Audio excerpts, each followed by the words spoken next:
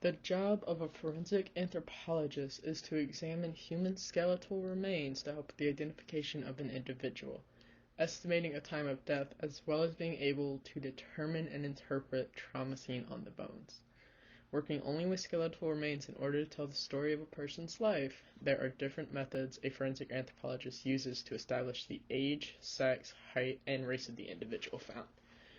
By using various research methods such as examining a person's medical or dental records in order to look for any identifiable features from surgeries or unique dental work, a forensic anthropologist can narrow down the identification of the individual.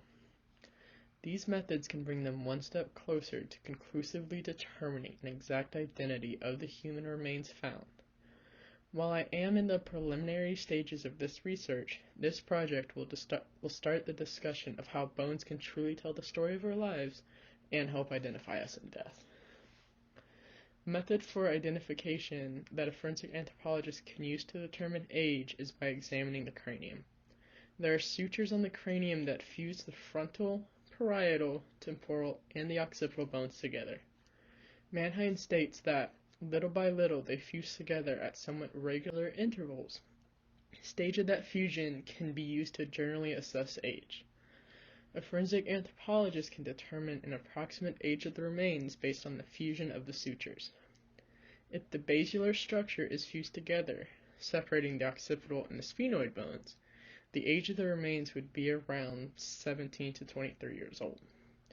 There is not a fusion at the sphenoid-temporal joint, connecting the sphenoid and the temporal bones, then the age of the remains would be 17 to 29 years old. If there is fusion at the beginning of the sphenoid-temporal bone joint and the sphenoparietal joints, the age of the remains could range from 29 up to 65 years of age. And lastly, if that suture is completely fused together, then the age of the remains would be over 65 years old. By examining the maxillary and the mandibular teeth, this can help a forensic anthropologist determine an approximate age of the remains that are under 25 years old. If the remains have a deciduous teeth, or baby teeth, then the remains would be around from 8 months old to 6 years old.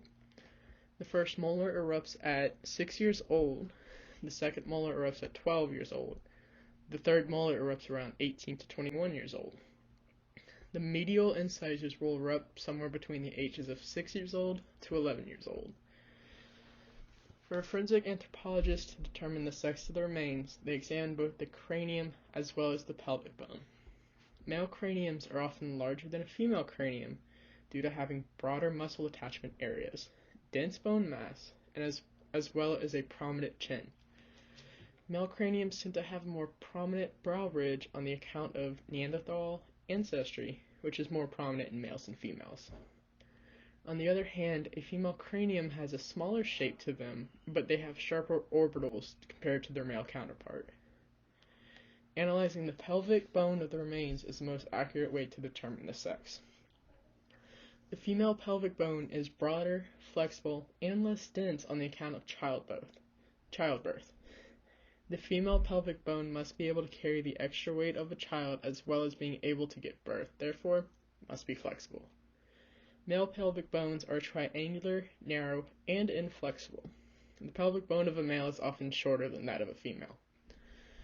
While attempting to determine the ethnicity of the remains, it can be difficult due to the existence of more ethnically mixed populations.